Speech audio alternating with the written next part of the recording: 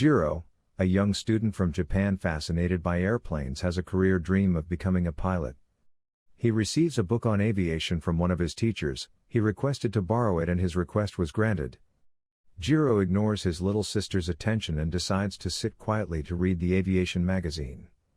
He dreams of his idol, the Italian aircraft engineer Battista Caproni. He informs him that it is his dream to be like him. He invites Jiro to come on board so he could have a look at his aircraft designs. Jiro was amazed of Caproni's works and was determined to follow in his footsteps. Caproni's works were incredible. Jiro was worried that he couldn't be a PO because of his eyesight and wondered if he could design airplanes without being a pilot. Caproni tells him that he has been working with airplanes all his life but has never flown one. Caproni informs him that airplanes are not tools for making money, it is for people with dreams and that engineers turn. Jiro assures his mom that he is going to be an aeronautical engineer and that he was going to make beautiful airplanes. Jiro travels by train to study aeronautical engineering at Tokyo Imperial University. A great earthquake hits while Jiro was still on board. The train finally came to a complete stop. All on board were told to evacuate the scene. They anticipated the boiler was about to blow. Passengers were scared and nervous while running away from the scene. Jiro maintained some level of composure. He noticed a young girl, Naoko, attending to her maid, Kainu. Jiro rushes to help them and realized her leg was broken and she couldn't walk. Kainu told Jiro to leave and save himself. Jiro ignored her and braced her leg. Jiro carries her on his back to his. Jiro gets Kainu and Naoko some water to drink. He informs them that he is heading to the university and will like to take them home first. Due to Kainu's injury, Jiro left his luggage with Kainu and took Naoko home. The family was happy to see Naoko and gave her a warm welcome. The family came back with Jiro to carry Kainu home. They were grateful to Jiro for his service and thanked him. They wanted to know who Jiro was. He ignored them and took his luggage. He was off to the university. Upon reporting to school, Jiro meets his friend Honjo. It was a bad day, the eastern part of campus was under fire. They carried whatever they could outside the library. Jiro wasn't impressed with the university. The buildings were old-fashioned, nothing special about the food they served students, nothing exceptional about tuition either. While dining with friends, Jiro was telling them about how other countries were building metal plants for aircrafts. He believed Japan was about building aircrafts. His enthusiasm towards his studies was on another level. He received a parcel. After going through the content, Jiro rushed out to find the person who surprised him. Unfortunately, the person was far gone. Jiro was informed by the porter that he had a guest waiting for him upstairs. It was his sister, Ko. She was furious for waiting long before he came. He was happy to see her. Ko had grown tall and looked pretty. Ko told Jiro that he was very selfish. Jiro never visited home after reporting to school. Ko was surprised at the way Tokyo recovered from the earthquake. The city had been restored. She wished she could stay with Jiro when she moves to Tokyo to study medicine. Jiro informs her that he wouldn't be in Tokyo by then, he would be with an airplane company in Nagoya. Jiro finally graduated from school and was employed by Mitsubishi. He was told to report to work any time in April. Upon arriving at the company in April, his employer, Mr. Kurakawa, a harsh man, tells him that he should have reported in March as a sign of seriousness. He had an important assignment for Jiro. He was to help in designing the Mitsubishi 1MF9 for the Japanese Imperial Army. He shows Jiro his desk and introduces him to the team. Jiro was instructed to get to work. Jiro was so focused on his work, he imagined the outcome of his input while working. His friend had to draw his attention that it was lunchtime. He visits the plant to have a look at some ongoing projects. Jiro was passionate and found airplanes fascinating. Jiro explains his design to his employer and hands over his previous assignments to him. He was impressed and told him to work harder. Jiro and Honjo were surprised to see oxen around the manufacturing plant.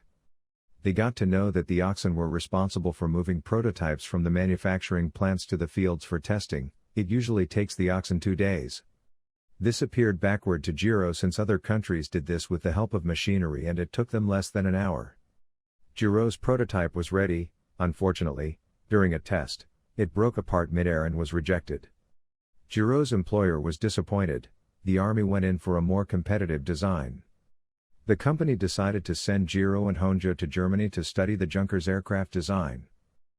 Jiro and his friend were amazed at the German technology. He couldn't wait to learn and improve Japan's aircraft technology. The guards at the plant initially prevented them from exploring the German technology.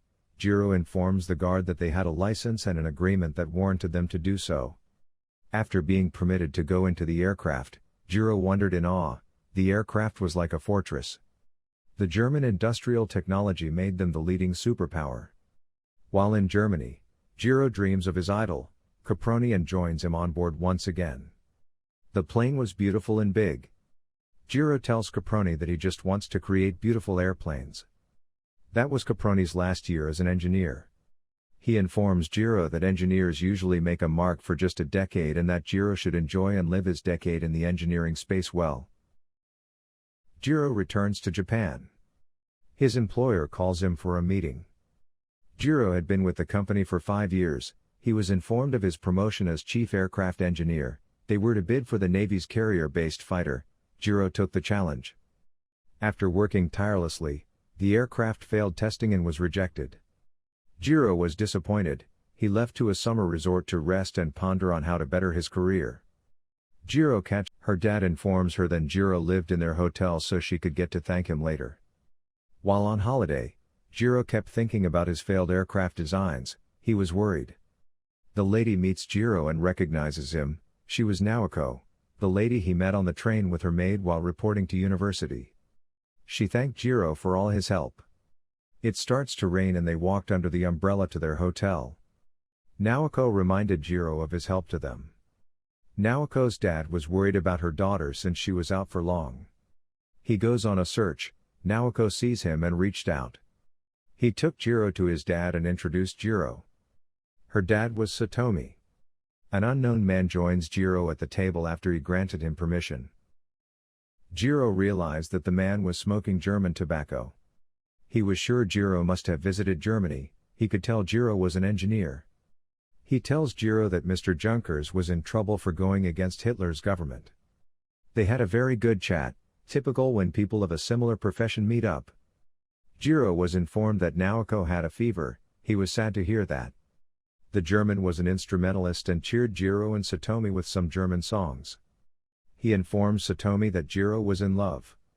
Jiro informs Mr. Satomi that he was in love with his daughter and awaited his approval. Naoko heard their conversation and informed her dad that she will also like to have his approval. Naoko informs Jiro that her mom died of tuberculosis 2 years ago. She contracted it from her mother and would be grateful if Jiro could wait for her to fully recover so they could get married. Jiro informed her that he will be ready to wait even if it will take 100 years. It was a summer to remember. Jiro got back from holiday and reported to work. Honjo was happy to see him back. He wanted Jiro to look at some of his works. It looked clean. He was optimistic that Honjo's design will fly and added Jiro some ideas. His employer calls him to get to the office. The police started capturing people for unknown reasons. His employer wanted to protect Jiro and told him to maintain a low profile. Jiro receives a phone call from his boss. He was informed that he received a letter.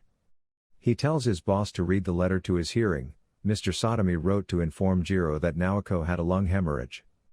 Jiro asked for the fastest possible way he could get to Tokyo. It was an emergency. He quickly packed his things and took a noon bus to get to town to get a train to Tokyo. He arrived late and rushed to hug Naoko. It was an emotional scene.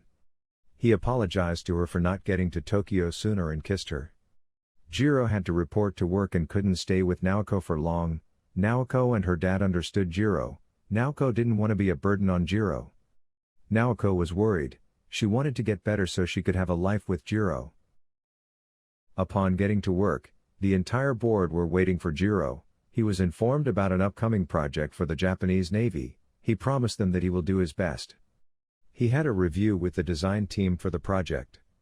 He assured them that it will be ready in a week and explains it to the team. They were happy and intrigued by Jiro's confidence. They were concerned about how to cut air drag. His employers were inspired.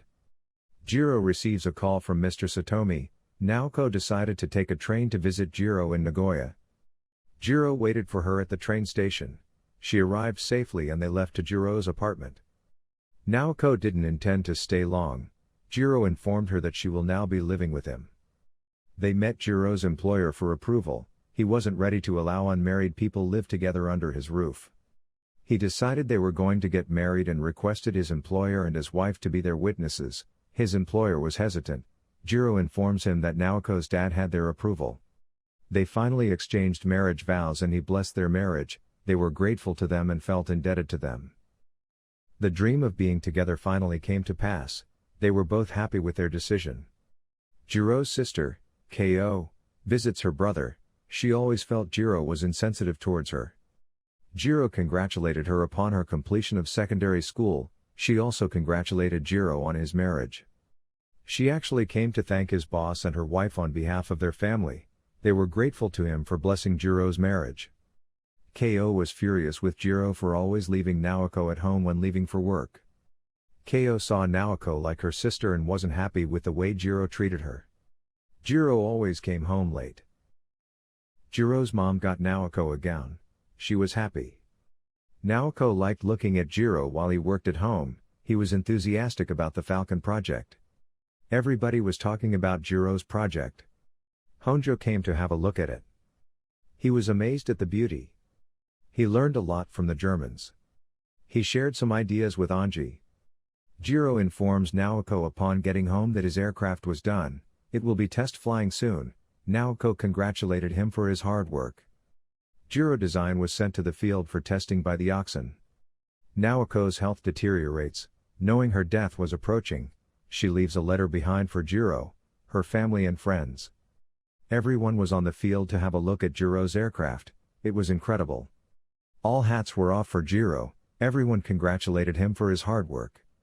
Jiro was distracted from his success by a wind, suggesting the passing away of Naoko. Jiro dreams of Caproni. He regretted that his aircraft was used for war. Caproni comforts him and tells him his dream of building aircrafts was nonetheless achieved. Naoko appears to Jiro encouraging him to live his life to the fullest. Jiro and Caproni walk together into their shared kingdom of dreams.